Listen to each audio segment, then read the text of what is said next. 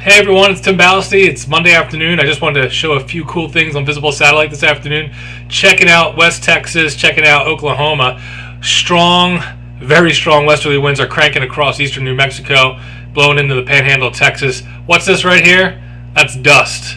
Widespread area of dust blowing right through the panhandle and coming right through the Wichita Falls area of Texas and blowing right along the Red River between Oklahoma and North Texas. So that's one cool thing. The other cool thing is this little upper level disturbance coming around, as you can see, spinning out of the panhandles right there. Boom, as you can see, cranking up the severe thunderstorms. Some of them are severe, some of them are a little bit below severe level limits, but either way, some pretty cool imagery coming out of the visible satellite area right now.